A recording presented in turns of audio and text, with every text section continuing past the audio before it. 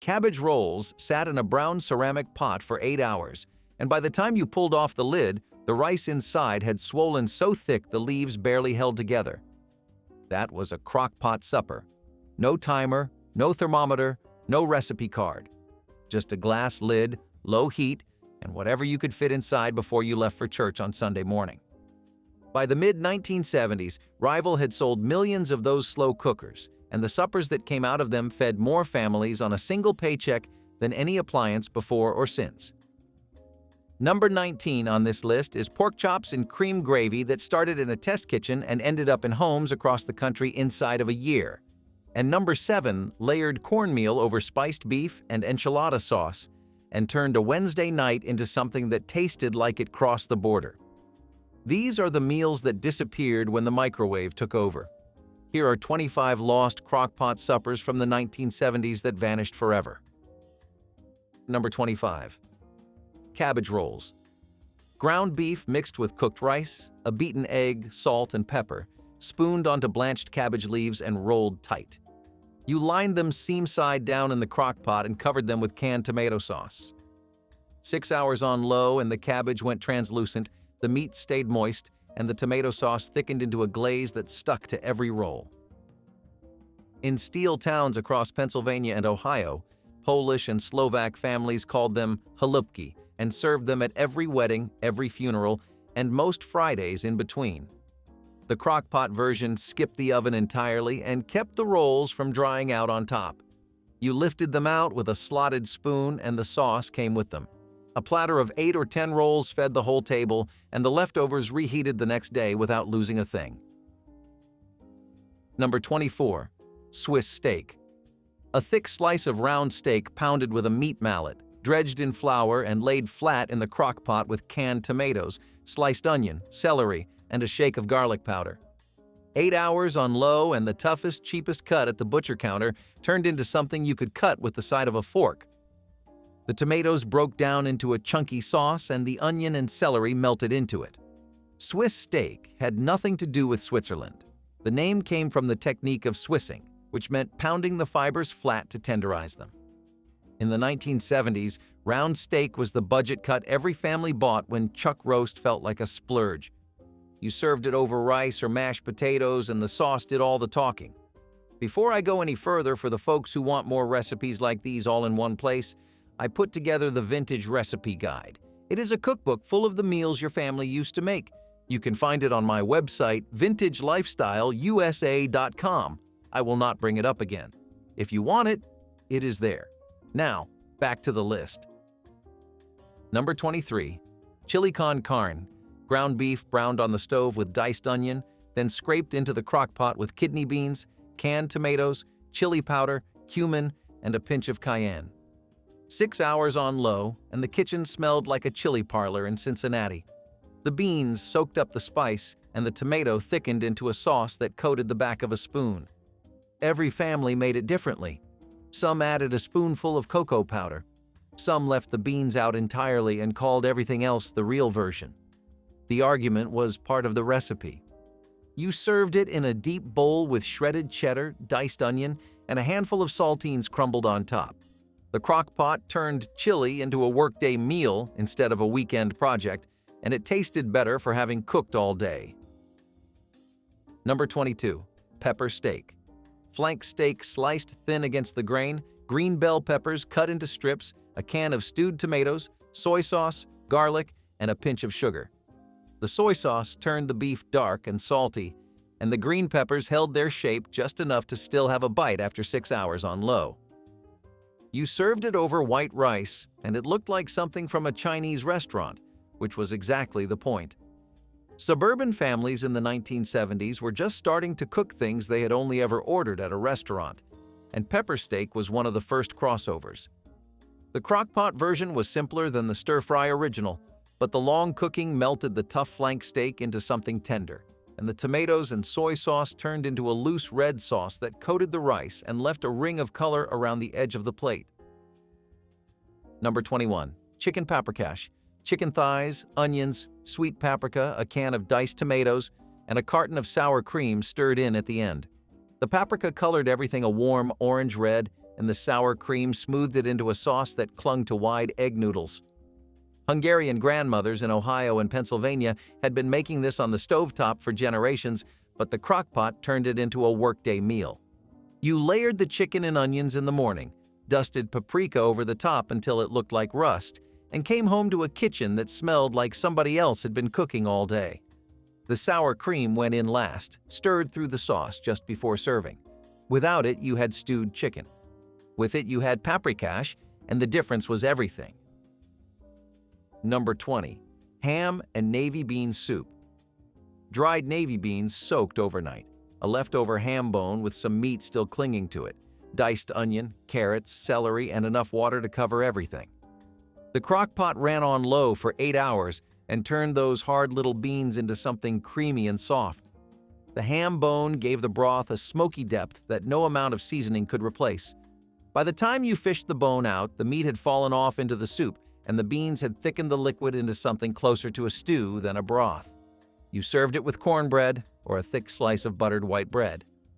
This was the soup that showed up the week after Christmas, when the ham had been picked over and the bone was all that was left worth saving. Number 19. Pork chops with cream gravy. This was the recipe that Rival included in the instruction booklet that came packed inside every new Crock-Pot sold in the early 1970s. 4 bone-in pork chops, a can of cream of chicken soup, and a sliced onion. That was the entire recipe, and it probably moved more Crock-Pots off store shelves than any television commercial ever did, because a woman would make it once, bring it to a church supper or a neighborhood potluck, and 3 of her friends would buy a Crock-Pot the following week. The pork chops cooked on low for 7 or 8 hours until the meat slid clean off the bone, and the canned soup transformed into a thick cream gravy that pooled around a mound of white rice or mashed potatoes. You could assemble the whole thing in 4 minutes before leaving for work, and when you walked through the front door that evening, the kitchen smelled like you had been cooking since noon. What made this recipe matter was the proof.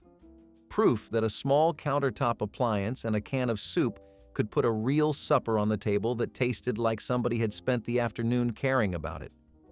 That meant something in the early 1970s, when grocery budgets shrank and more women entered the workforce than at any previous point in American history. The Crock-Pot kept home cooking alive during the exact decade when everything else in American life was pulling families away from the kitchen. Rival printed that recipe on a small card tucked inside the box with every unit shipped, and millions of women across the country made it their very first Crock-Pot meal. The pork chops got tender, the gravy got thick, and the Crock-Pot earned a permanent place on the kitchen counter. Number 18. Italian sausage and peppers. Sweet Italian sausage links, sliced green and red bell peppers, a can of crushed tomatoes, and a diced onion. You did not brown the sausage first. Everything went into the pot raw, and by dinner time the sausage was cooked through, the peppers were soft, and the tomatoes had turned into a loose red sauce that you spooned over hoagie rolls. In Philadelphia and the Italian neighborhoods of every major East Coast city, this was Saturday supper. The Crock-Pot version was forgiving enough that a teenager could put it together before the parents came home. You could not overcook it because the sausage just kept getting more tender. The hoagie rolls soaked up the sauce and everything held together in your hand. Number 17. Beef stroganoff. Strips of beef, sliced mushrooms, a diced yellow onion, beef broth, and a container of sour cream stirred in at the very end. The sour cream was the whole recipe. Without it, you had beef stew. With it, you had something that sounded like it came from a restaurant with cloth napkins. The dish traced its name to a Russian aristocrat, and by the 1950s, it had already crossed the Atlantic into American home cooking. But the Crock-Pot took it from a special occasion dinner into a weeknight rotation. You sliced the beef thin in the morning, tossed it into the pot with the mushrooms and broth, and when you walked through the door that evening, you stirred in the sour cream and boiled a pot of egg noodles. 15 minutes from Crock-Pot lid to the dinner table. What made the Crock-Pot version better than the stovetop original was time. 8 hours on low broke down the connective tissue in cheaper cuts so completely that you never needed to buy sirloin. Chuck roast cut into thin strips worked beautifully, and it cost half as much. That was the quiet trick most home cooks of the 1970s discovered on their own, without any cookbook telling them. The sour cream smoothed out the broth into something rich and silky. The mushrooms melted. The wide egg noodles caught everything. Stroganoff was the crockpot recipe you pulled out when company was expected and you needed the kitchen to smell like you had been standing at the stove since noon. The crockpot kept that particular fiction alive for an entire decade. The guests complimented the cook smiled, and the crockpot on the counter said nothing.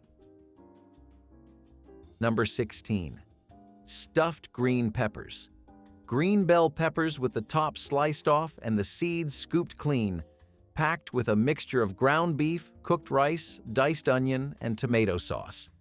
You stood them upright in the crockpot, poured more tomato sauce over the top, and put the lid on. 6 hours later, the peppers had softened until the walls bent under a fork, and the filling inside had tightened into a dense, seasoned loaf.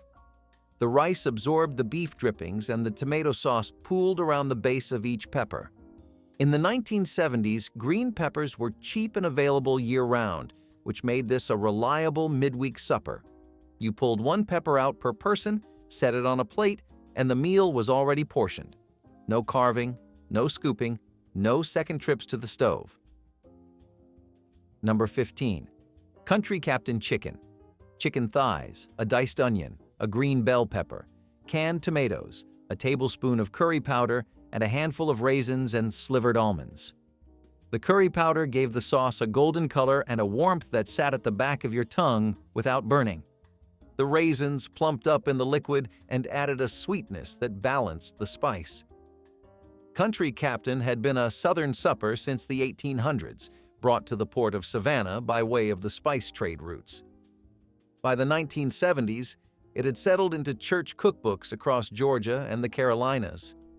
The crock-pot version cooked on low for 5 hours and the chicken fell apart into the sauce.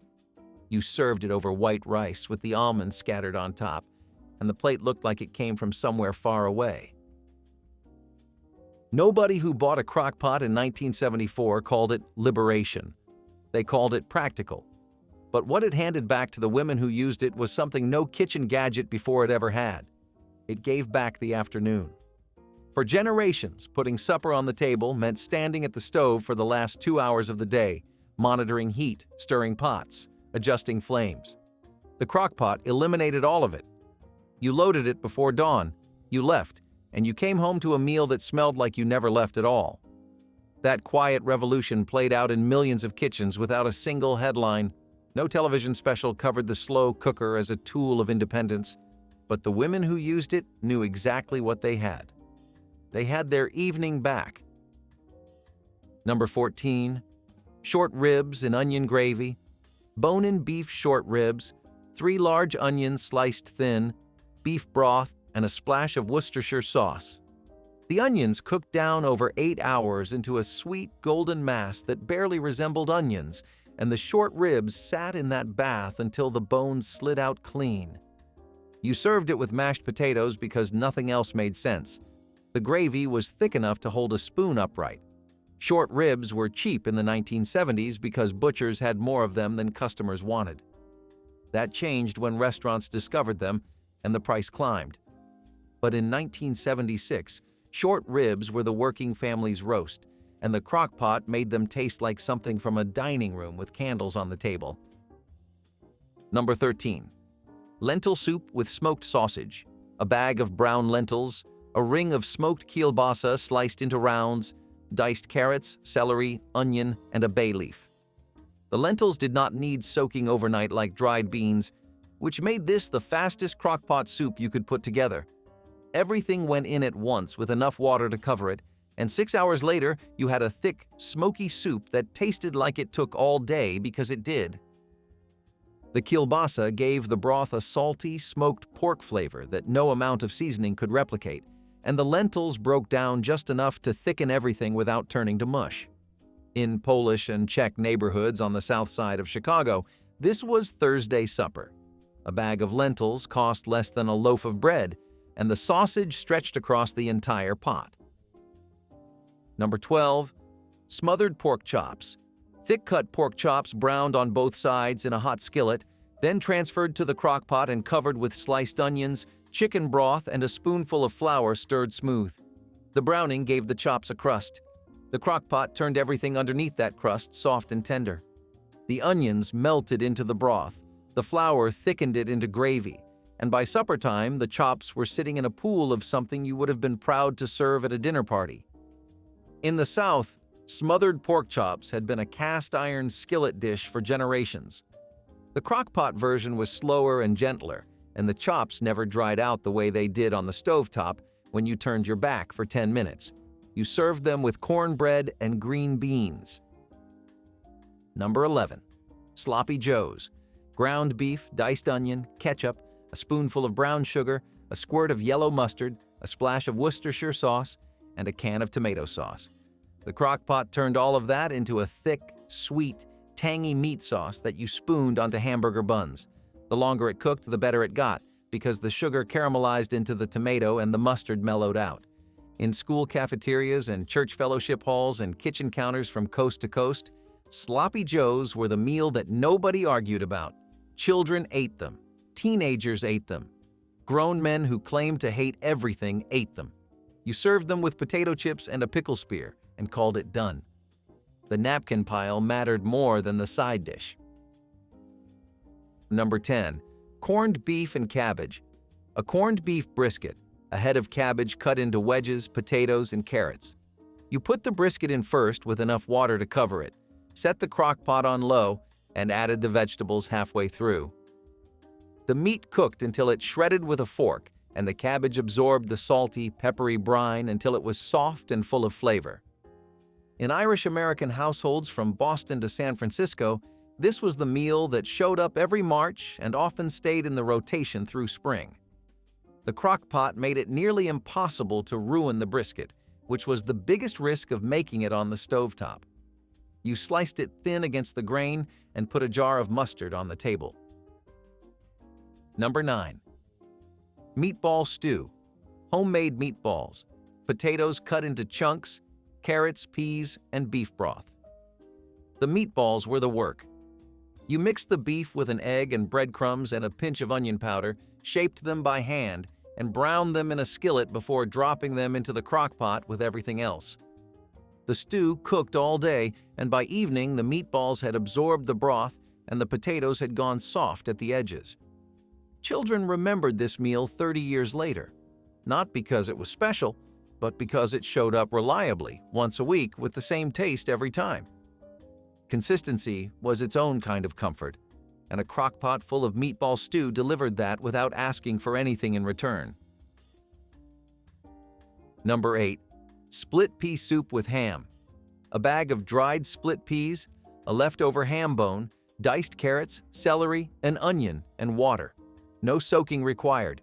The split peas dissolved on their own after 8 hours in the crock pot, turning the water into a thick green soup that stuck to the spoon.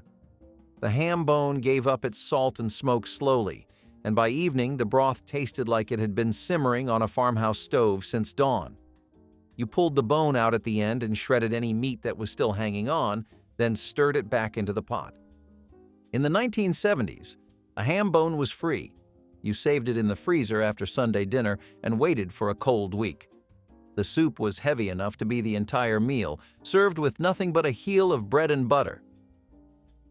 Number 7. Tamale pie. Ground beef browned with diced onion, chili powder, cumin, and a can of enchilada sauce, then poured into the crock pot and topped with a layer of cornmeal batter mixed from cornmeal, an egg, and milk. 3 hours on high, and the cornmeal set into a golden crust that cracked when you pushed a spoon through it, and underneath sat a thick, spiced beef filling that tasted like the inside of a tamale without the corn husk. Real tamales took an entire afternoon. You soaked the husks, spread the mesa, filled them one at a time, tied them shut, and steamed them in batches. A woman working 2 jobs in Albuquerque or El Paso did not have that afternoon. The crock-pot version gave her the same flavors in a fraction of the time, and it fed the whole family from one pot. What made this dish disappear was not the taste. By the late 1980s, food writers began calling dishes like this inauthentic, and the tamale pie quietly left the rotation in homes where it had been a weeknight favorite for years. The families who made real tamales never made tamale pie, and the families who made tamale pie felt embarrassed to keep serving it once someone told them it was not the real thing. But in 1975, standing in a kitchen in Tucson with 4 children and a crock pot and a pound of ground beef, nobody was thinking about authenticity. They were thinking about supper. The cornmeal crust soaked up the enchilada sauce from below and turned golden brown on top, and the whole pot smelled like a kitchen where somebody's grandmother still made tortillas by hand. You scooped it out in thick squares and ate it with a fork. There is a loneliness that nobody talks about in cooking, and it lives inside the crock pot. A pot that size was built for a family. 4 servings, 6 servings, sometimes 8. When the children moved out and the house went quiet, that crock pot sat on the counter like a question nobody wanted to answer. Are you still going to cook? And the answer, for most of the people who kept using it, was yes.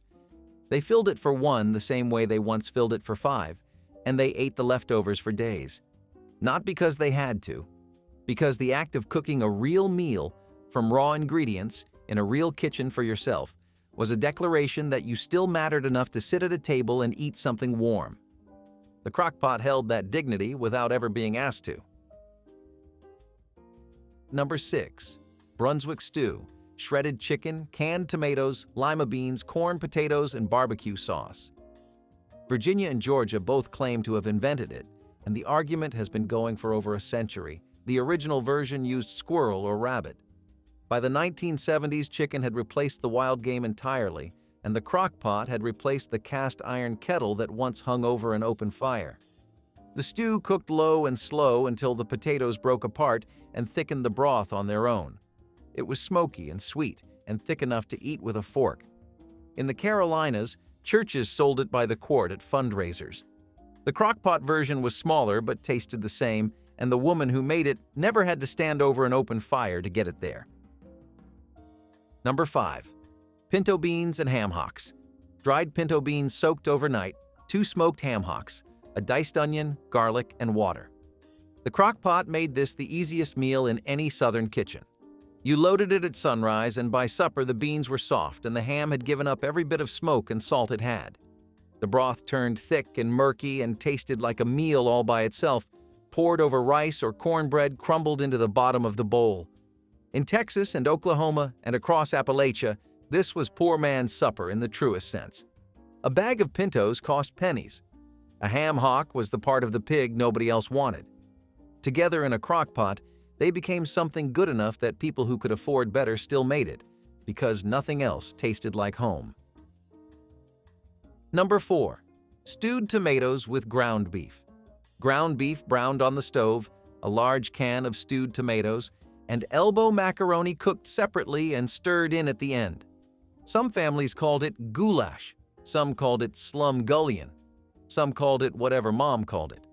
The crock pot kept the tomatoes and beef simmering together all day, and by evening the flavors had merged into something deeper than what the stovetop could produce in an hour. You stirred in the macaroni and it absorbed the tomato broth, and the whole pot became a one-dish supper that needed nothing else. This was the recipe for when the pantry was nearly empty and payday was still 2 days away. 2 cans and a pound of beef. Number 3. Porcupine meatballs. Ground beef mixed with uncooked rice, a beaten egg, diced onion, salt, and pepper, shaped into balls the size of a golf ball, and set into the crock pot in a pool of canned tomato soup thinned with water. 4 hours on low, and the rice inside each meatball poked through the surface in short white spikes, which was how they got the name. Children loved them because they looked strange and tasted familiar. The tomato soup turned into a thick red gravy that coated every meatball, and the rice inside soaked up the beef drippings and expanded until each ball was dense and filling. You served them over egg noodles or plain white rice with the sauce spooned on top. The recipe showed up in nearly every crockpot cookbook printed between 1972 and 1979, and then it quietly disappeared, replaced by dishes that sounded more grown up and tasted half as good. Number 2. Lamb shank stew. Lamb shanks, canned tomatoes, white beans, rosemary, and garlic. This was the crockpot supper that surprised people who thought they did not like lamb. The long cooking softened the gamey edge and let the rosemary and garlic carry the flavor. The white beans absorbed the broth and turned creamy at the edges while holding their shape in the center. In Greek and Italian-American households, lamb was as common as beef, and the crockpot handled it beautifully. The shanks were cheap because most shoppers walked right past them, and the bone added richness that boneless cuts never matched. You served it in deep bowls with crusty bread for dipping. By the 1980s, lamb faded from most American grocery stores outside of major cities, and this stew went with it. Number 1. Sunday chicken stew. A whole chicken, potatoes, carrots, celery, onion, chicken broth, and a pinch of thyme. Nothing else. No tricks, no shortcuts, no secret ingredient. You put the chicken in whole on Sunday morning, and by afternoon the meat had fallen off the bones into a golden broth thick with vegetables. You fished the bones out, stirred everything together, and set the table. This was the meal that meant the week was starting over. Clean kitchen, full pot, family sitting down.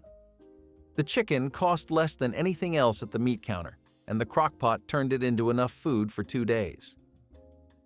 Monday lunch was the leftover broth reheated with bread. Tuesday, the pot was empty and the cycle started again. This stew did not vanish because anyone stopped wanting it. It vanished because the Sunday it depended on vanished.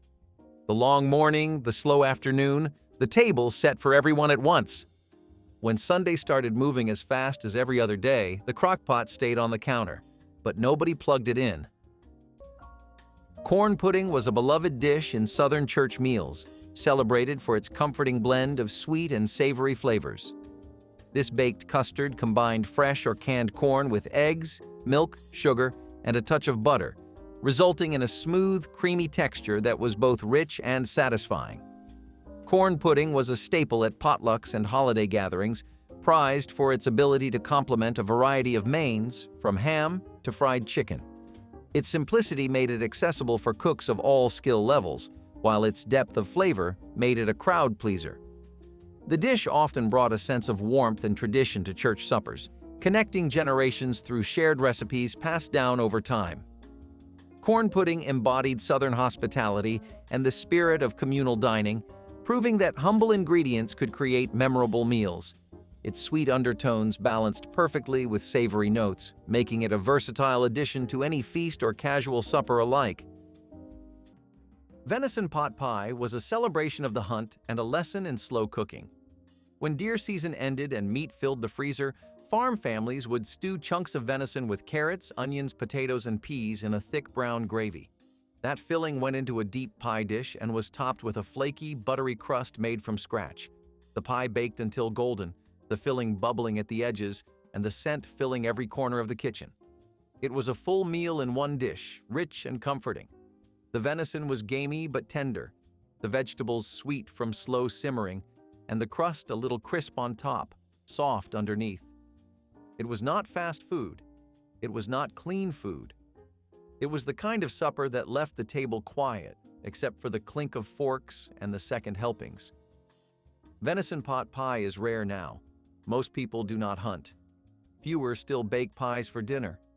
But it used to be a farmhouse staple, a reward for a day in the woods, a meal shared with pride. And like most lost suppers, it told a story before you ever took a bite. Swiss chicken bake was the kind of casserole that came out of nowhere and took over every potluck and weeknight dinner table.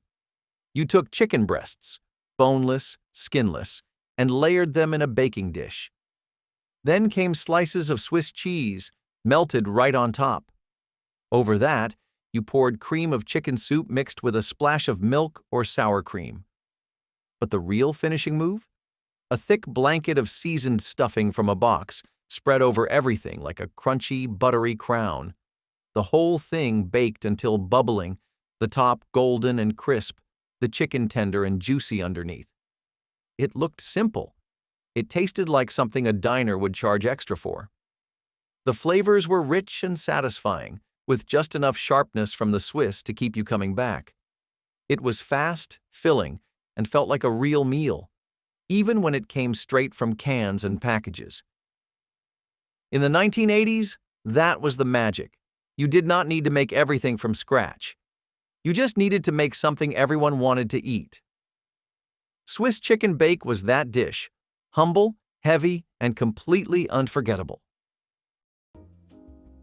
Creamed tuna on toast was the cousin of chipped beef, humble, quick, and quietly dependable.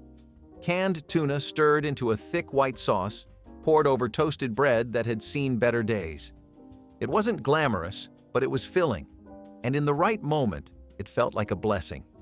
You made it when there was nothing fresh and no energy to pretend otherwise. The sauce was simple, flour, butter, milk, but it transformed the tuna like a kind of kitchen magic. Some nights it was served in silence, not because it was bad, but because it just worked. It was the food of mothers with bills to juggle and kids to calm. Even if the toast was burnt, nobody complained. It still felt like enough. You might add peas if you had them, or melt a bit of cheese on top to stretch the flavor. The sauce clung to the bread like it belonged there, like it was always meant to turn the simplest ingredients into something warm, something that filled your stomach and your silence. Chicken broccoli rice casserole was the golden trio of 1980s casseroles, all packed into one dish. It started with cooked chicken, usually leftover or pulled from a can.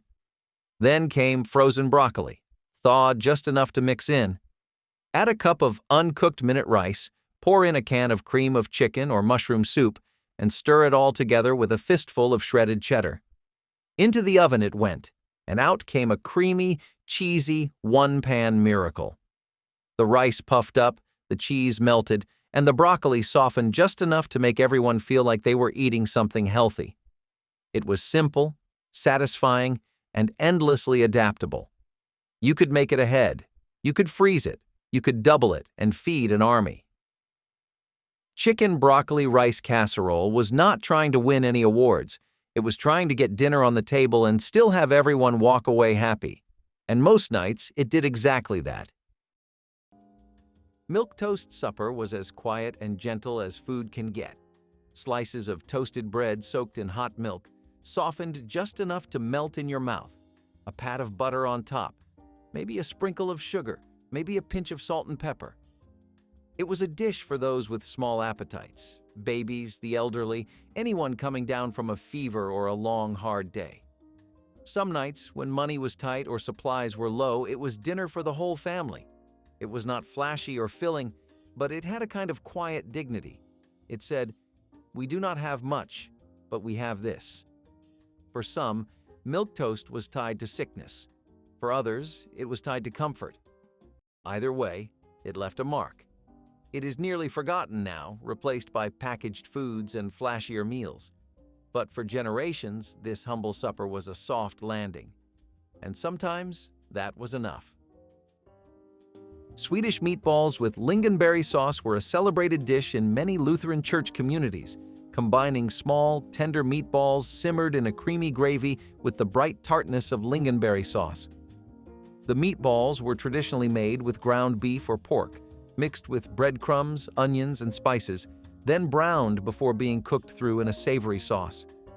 This dish represented a melding of comfort and celebration, often reserved for special church occasions or holiday meals. Lingonberry sauce, made from small red berries native to northern climates, added a sweet and sour contrast that perfectly complemented the richness of the meatballs. The pairing created a harmonious balance of flavors that was both satisfying and distinctive. The dish reflected the cultural heritage of Scandinavian immigrants who brought their culinary traditions to American church tables. Swedish meatballs with lingonberry sauce carried a sense of nostalgia and community pride, cherished in potlucks and family-style dinners for its warmth and heartiness. Macaroni and cheese with hot dogs was childhood in a bowl. You started with Kraft or Velveeta, stirred it until the cheese sauce turned bright orange and glossy, then dropped in sliced hot dogs and let the magic happen. It was salty, it was creamy, and it was a guaranteed win with kids who were otherwise impossible to feed. Some families added ketchup, some added peas. But most just kept it simple and let the cheese and dogs do all the work. It came together in 15 minutes. It cost next to nothing, and it felt like a reward at the end of the day. You could eat it on the couch, at the table, or straight from the pot. There were no rules. It was the dinner that babysitters made, that exhausted parents relied on, that kids learned to cook for themselves. It was not fancy, but it was honest. And that is what made it last.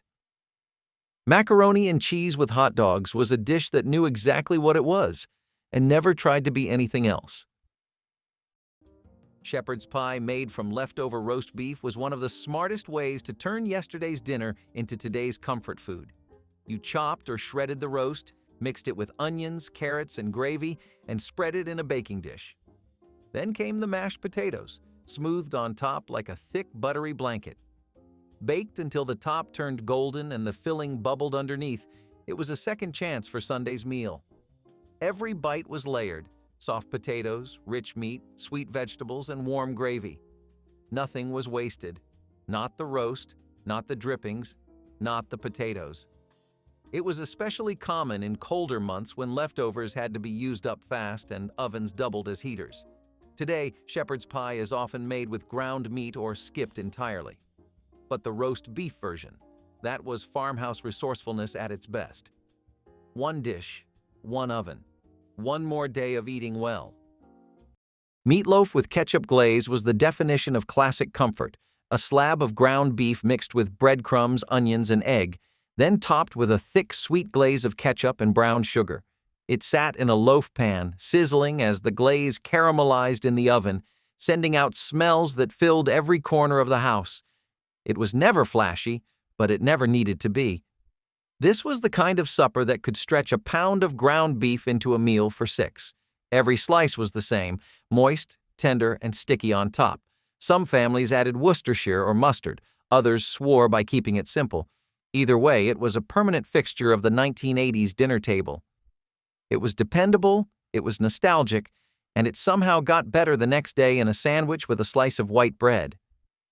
Parents loved it because it was easy. Kids loved it because the glaze was basically candy, and even picky eaters found something to like. In an age of frozen meals and fast food, this was a hot meal that said someone still had time to care. Stuffed green peppers with rice and beef were a practical, filling dish commonly served in community meals and church suppers. The peppers were hollowed out and filled with a savory mixture of cooked rice, ground beef, onions, and seasonings, then baked in a tomato-based sauce until tender and flavorful. This recipe maximized inexpensive ingredients while offering a visually appealing and satisfying main course that could feed many. The stuffed peppers reflected a balance of nutrition and economy, making use of available vegetables and pantry staples to create a wholesome meal. Church groups often chose this dish for its ease of preparation and ability to be made in large casseroles, perfect for sharing. Its warm, hearty flavors evoked a sense of comfort and togetherness, aligning with the values of hospitality cherished in communal dining. Stuffed green peppers also showed how immigrant culinary traditions blended with American ingredients to form dishes beloved in church kitchens across regions. Fried cabbage and noodles, known in some homes as halaski, was pure farmhouse comfort. You started with a head of cabbage, chopped and tossed into a big skillet with butter or bacon fat. It would sizzle and soften, releasing that familiar earthy scent that signaled dinner was on the way. Then came the noodles. Wide egg noodles boiled until just tender. They were folded into the cabbage, seasoned with salt, pepper, and sometimes caraway or garlic powder. The heat would meld everything together into a buttery tangle that clung to your fork. And if you had a few strips of bacon or leftover sausage, even better. This dish came from Eastern European immigrants, but it quickly became an American farmhouse staple, especially in areas with Polish or Slovak roots. It was cheap, satisfying, and easy to make in big batches, perfect for feeding kids after school or hungry hands after fieldwork. But it has slipped away in recent decades, maybe because it sounds too simple, maybe because cabbage went out of fashion. But back then, it was what got you through long days. and every bite was a reminder that the best meals were not always complicated. Jambalaya with smoked sausage brought a little southern fire into 1980s kitchens, even if you had never stepped foot in Louisiana. Some families made it from scratch, browning sausage and simmering shrimp in a seasoned tomato broth with long grain rice and Cajun spices. Others reached for the boxed kind, adding smoked sausage slices and calling it a day. Either way, it packed bold flavor into a single skillet. The rice soaked up every bit of the spicy tomato base, and the sausage gave it a smoky punch that made each bite feel special. It was not fancy, but it tasted like something bigger than it was. Jambalaya let you pretend you were cooking something exotic, even if it came together in 30 minutes on a weeknight. You could tweak it however you liked: more shrimp, no shrimp, hot sauce, bell peppers, celery, garlic. It was flexible and full of heart. It warmed you up, filled you up, and made you feel like a real cook, even if all you did was stir. In a decade full of shortcuts and pre-packed meals, jambalaya still found a way to feel fresh, fiery, and totally unforgettable. Fried bologna sandwiches were what you made when you had nothing, but still wanted to feel like you had something. That first hiss when the cold slice hit the hot skillet, that was the sound of supper on its way. It would blister in the middle, curl at the edges like a flower unfolding, and take on this irresistible smoky scent that pulled kids into the kitchen. You'd slap it on white bread. No toasting, no ceremony. Maybe add mustard if you had it, cheese if it was payday. Sometimes you'd eat it plain, greasy fingers and all. It was food that did not apologize, food that made the most out of the least. In houses where dinner had to be stretched across 4 mouths and 1 paycheck, fried bologna was a minor miracle. You did not need a recipe. You needed a pan and patience. It was fast, it was salty, and it tasted like something you were not supposed to enjoy. But you always did. Adults called it poor man's meat, but kids just called it good. In a world full of gourmet nonsense, fried bologna still tastes like a simpler kind of pride. Chow mein casserole was a distinctly American adaptation that found a place in church potlucks, merging Asian-inspired flavors with traditional baking methods. This casserole typically combined crunchy chow mein noodles with ground meat, vegetables such as celery and onions, and a creamy or savory sauce, all baked until bubbling and golden. It was a clever way to incorporate the popular takeout dish into a format suitable for large gatherings and budget-conscious cooks. The casserole offered texture contrasts and a mild, comforting flavor profile that appealed to a wide audience, including those unfamiliar with authentic Asian cuisine. It became a favorite because it was easy to prepare in advance, transport, and serve in slices. Chow mein casserole stood as a symbol of culinary fusion and community adaptability, showcasing how churches embraced diverse recipes and made them their own. Its continued presence in some old cookbooks highlights its lasting appeal as a nostalgic and practical supper option. Johnny Marzetti casserole was born in Ohio, but spread like wildfire across the Midwest, and for good reason. It was a dish designed to feed a crowd without breaking the bank. Ground beef browned in a skillet, mixed with elbow macaroni, tomato sauce, onions, and a handful of cheese. Then it was all baked until bubbly and golden, with crispy edges and a gooey middle that clung to your spoon. This was not fine dining. This was Tuesday night after chores, with everybody tired and hungry. Some families added mushrooms or green peppers, others left it plain. What mattered was it was cheap, hearty, and tasted just as good the next day. Named after a restaurant owner's brother, Johnny Marzetti took on a life of its own in homes, church kitchens, and potlucks. You would see it on the table in brown glass baking dishes, served with store-bought rolls or buttered corn. But now, like so many casseroles, it has quietly vanished. Maybe too simple, maybe too retro. But for those who grew up with it, that smell from the oven meant comfort, care, and a full plate. Meatloaf with ketchup glaze was the definition of classic comfort, a slab of ground beef mixed with breadcrumbs, onions, and egg, then topped with a thick, sweet glaze of ketchup and brown sugar.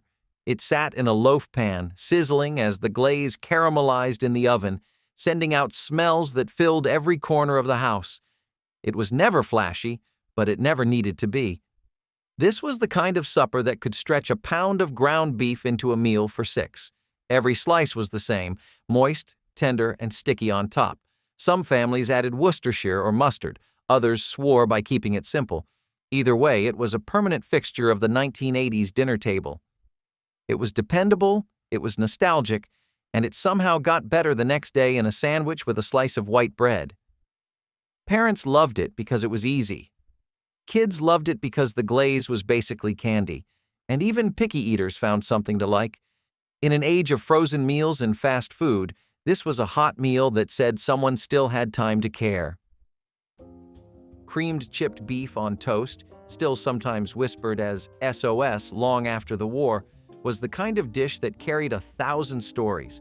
It came from barracks and military mess halls, but by the 1970s, it had found its way into the everyday American kitchen. Thin slices of dried beef, soaked in a thick, pale gravy, poured generously over toast that was usually a little too dry. It was not pretty, it was not subtle, but it was food that filled you up when nothing else would. The beef was salty, the cream sauce was heavy, and together they made something you could eat standing over the sink or serve at a crowded table. It had an odd kind of prestige in its lack of pretension. Every bite said, "This will do." It was the meal of last resorts that somehow became a tradition. And whether you loved it or hated it, you never forgot the nights you ate it. Creamed chipped beef was more than a recipe. It was a memory that lingered in every can of dried meat, every thick roux, every reused slice of day-old bread. Creamed peas and carrots offered a smooth and comforting option that was often found on church supper tables, as either a side or a main dish for those seeking lighter fare. The vegetables were gently cooked and then enveloped in a rich, creamy sauce, typically made from butter, flour, and milk or cream. This dish emphasized simple ingredients elevated through careful preparation to create a velvety texture that was both nourishing and satisfying. It was popular in congregations where vegetable gardening was common, making fresh peas and carrots readily available during growing seasons. Its sweet and savory balance appealed to a wide range of tastes, making it a crowd pleaser at potlucks and social gatherings. The creaminess made the vegetables feel indulgent while still being wholesome, providing comfort during colder months or as a gentle accompaniment to meat dishes. Creamed peas and carrots exemplified how church kitchens focused on creating inviting, hearty meals with modest ingredients that encouraged fellowship and warmth at every table. Swiss steak with tomato gravy was how farm cooks turned a tough, cheap cut of beef into something tender enough to cut with a fork. The steak, often round or chuck, was pounded with a meat mallet until it softened, dredged in flour and seared in a cast-iron skillet until browned. Then came the tomatoes, either fresh from the garden or canned, simmered with onions, garlic, and maybe a little Worcestershire sauce. The meat went back into the skillet, covered in the gravy, and cooked low and slow until it practically fell apart. This dish was always served with mashed potatoes because the real magic was in the gravy. It soaked into everything, rich and tangy, and made the plainest plate taste like a Sunday dinner. Swiss steak was especially common in colder months, when the wood stove was already lit and you needed something hearty. Over time, it faded from family tables. It took too long. It required real cooking. But it was one of those suppers that fed you deep, bone deep, and it deserves more than just a memory. Tater tot casserole was what happened when the freezer and pantry held hands. You started with ground beef, maybe browned with onions, maybe not, mixed it with condensed cream of mushroom soup, and poured it into a dish like it was an offering. Then came the tater tots, lined up in perfect rows like little golden soldiers ready for the oven. You baked it until the tops were crispy, the insides hot, and the whole thing smelled like a school night in the middle of winter. It was not elegant, but it was engineered for love. The crunchy top, the creamy middle, the savory meat, it all worked together to make you feel like everything was going to be okay. Tater tot casserole was the kind of meal that knew what you needed before you did. Barbecue meatballs over rice was sticky, sweet, and surprisingly elegant for something made with grape jelly. The meatballs were simple: ground beef, breadcrumbs, egg, maybe a dash of onion or garlic powder. Rolled, baked, and then dropped into a bubbling pot of barbecue sauce. Sometimes that sauce was just bottled barbecue. Sometimes it was a wild mix of ketchup, jelly, and mustard that should not have worked, but somehow always did. The sauce coated the meatballs in a glaze so thick it practically begged for a bed of white rice to soak it all up. This was not party food. It was Tuesday night food that tasted like a celebration. It was filling, sticky in the best way, and so easy to make ahead. Families loved it because it used cheap ingredients. Kids loved it because it tasted like candy in dinner form. It looked like something you would get at a church supper or potluck served from a giant aluminum tray. But at home, it meant something a little more personal. It meant comfort. Macaroni with stewed tomatoes was one of those meals that looked too simple to be satisfying until you tasted it. The pasta was boiled soft, usually elbow macaroni or broken spaghetti, and tossed with canned stewed tomatoes cooked in butter with a bit of sugar and salt. Sometimes onions were added, sometimes just pepper. That was it. No cheese, no meat, just warm, sweet tomatoes coating tender pasta. It was common in homes where the garden was generous but the wallet was not. You could serve it on its own or with a fried egg on top, and while it may not have sounded exciting, it tasted like comfort, especially after a long day in the fields or the kitchen. On meatless nights or Fridays in Catholic homes, this dish was a go-to. It was easy to make in big batches and cheap to serve with cornbread or just a glass of milk. Now it feels almost forgotten, left behind for more glamorous pasta dishes. But macaroni with stewed tomatoes had a quiet charm, and anyone who grew up with it still remembers that first spoonful. Cucumber and sour cream salad was a classic cool and creamy side dish that appeared frequently at church potlucks and dinners. Thinly sliced cucumbers were combined with sour cream, vinegar, and sometimes dill or onions to create a refreshing salad that balanced heavier main dishes. This salad was popular because it was quick to prepare, light on the palate, and used inexpensive, readily available ingredients. It added a crisp, tangy contrast to rich casseroles, meats, and breads typically served at church suppers. Cucumber and sour cream salad reflected the desire for balance in communal meals, ensuring variety in textures and flavors. Its simplicity and freshness made it a go-to choice that crossed regional and cultural lines, embodying the practicality and hospitality found in church cooking traditions. Breakfast for dinner pancake night was when the rules went out the window and everyone got exactly what they wanted. There was no need for vegetables, no guilt about syrup, just stacks of fluffy pancakes, sizzling sausage links, and a pile of scrambled eggs, served in the evening like it was Sunday morning. It felt like cheating in the best possible way. Some families added hash browns or bacon. Others kept it simple with just pancakes and butter. Either way, it was a meal that made everyone smile. You could make it in 30 minutes or less using boxed pancake mix and whatever breakfast meat was in the fridge. It was affordable, it was easy, and it felt like a reward. Kids loved it because it tasted like vacation. Parents loved it because nobody complained. Pancake night was not about nutrition. It was about nostalgia. It was about making dinner feel like something to look forward to. Pasta primavera was the dish that whispered, "Let's try something new," during a decade still learning what new could taste like. It wasn't smothered in sauce or packed with meat. Instead, it celebrated the humble joy of vegetables, carrots, broccoli, bell peppers, lightly sautéed and tossed with warm pasta. The colors alone felt like springtime in a bowl. In homes used to meat and potato dinners, pasta primavera was a gentle nudge toward freshness. It said you could eat light and still be satisfied, that you could serve something green and it could still taste like comfort. The seasoning was simple: olive oil, garlic, salt, and maybe a sprinkle of Parmesan if it was a good week. It was the kind of dish that made mothers feel modern and kids feel curious, a sign that even on a tight budget, you could cook with hope and maybe, just maybe, start to change what dinner looked like. Baked sweet potato casserole with pecan topping was a sweet and crunchy side or dessert dish that frequently appeared at church suppers, especially during holiday seasons. This casserole featured mashed sweet potatoes blended with sugar, spices, and butter, topped with a crunchy pecan and brown sugar streusel. Baked until bubbly and golden, it combined creamy sweetness with nutty texture, offering a rich complement to savory mains.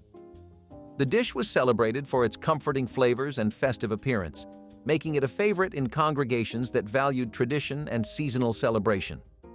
Baked sweet potato casserole was both a practical and indulgent choice, utilizing inexpensive ingredients to create a memorable dish that brought warmth and joy to communal tables. Its continued popularity in old church cookbooks underscores its role in marking special occasions and fostering togetherness through food. Chicken and dumplings with rolled dough was an art form passed down by flour-dusted hands. You boiled a whole chicken, pulled off the meat, and saved the broth. Then you rolled out a simple dough, just flour, salt, and water or milk, and cut it into strips. Those dumplings went into the hot broth and softened into tender ribbons of comfort, thickening the stew as they cooked. The chicken was stirred back in, sometimes with carrots or celery, sometimes just as is. This was not the puffy biscuit-style dumpling most people think of today. These were flat, rustic, and slippery. They held the broth like a sponge and made every bite stretch a little further. It was filling, frugal, and full of flavor. A Sunday dish, a snow day meal, a supper that left you warm to the bone. Now, boxed mixes and canned versions have replaced the real thing. But the rolled dumpling version? That came from a place of patience and care. It deserved a table full of gratitude. Mock tuna salad casserole was a practical and budget-friendly alternative found in church kitchens where canned tuna might not have been readily available or was too costly. Instead, cooks substituted canned chicken or other affordable meats, combined with pasta or rice, and enveloped in a creamy, seasoned sauce. This casserole offered all the comfort of a classic tuna salad casserole, but with ingredients adapted to the constraints of the pantry. It was typically topped with breadcrumbs or crushed crackers for a crunchy finish before baking. The dish was easy to prepare in large batches, making it ideal for feeding groups during church socials or fundraisers. Mock tuna salad casserole highlighted the resourcefulness of home cooks who sought to preserve familiar flavors while making adjustments for availability and cost. Its enduring popularity in old church cookbooks illustrates how adaptability and tradition coexisted in community meals, ensuring everyone could enjoy a hearty, satisfying supper, regardless of circumstance. Frito pie was the rebellion snack turned dinner. Crunchy corn chips layered with steaming chili and topped with shredded cheese that melted just enough. It came from the Southwest, but it conquered the country one lunch tray at a time, served in casserole dishes or right in the chip bag if you were feeling wild. It was salty, savory, crunchy, and hot. You didn't eat it with manners, you devoured it with both hands. Every bite was messy, and every bite was worth it. The cheese glued it all together, but the flavor held the memory. You knew it was not healthy, but it felt like freedom. Some nights, this was the best thing that ever came out of the kitchen. The chips stayed crisp on the edges but softened in the middle. Every bite was a little chaotic, in the best way. It wasn't elegant, but it made you smile. It was dinner that felt like cheating, and that made it feel even better. Potato pancakes with applesauce were a communal supper staple, beloved for their crispy exterior and tender, flavorful inside. Made from grated potatoes mixed with eggs and flour, these pancakes were fried until golden and often served alongside a generous helping of sweet applesauce. This combination balanced savory and sweet, providing a satisfying and economical meal suitable for all ages. Potato pancakes were popular in many church communities, especially those with Eastern European heritage, reflecting long-standing culinary customs brought by immigrant families. The dish was easy to prepare in large quantities, ideal for church suppers, festivals, and fundraisers. Applesauce added moisture and sweetness without requiring expensive ingredients, complementing the humble potatoes perfectly. This meal encouraged fellowship as cooks gathered to grate potatoes and fry batches together, turning preparation into a social event. Potato pancakes with applesauce remain a nostalgic reminder of shared meals where simplicity and flavor united communities around the dinner table. Liver and onions was the meal that divided families and tested loyalty. Sliced liver, pan-fried with sweet onions until the smell filled the whole house.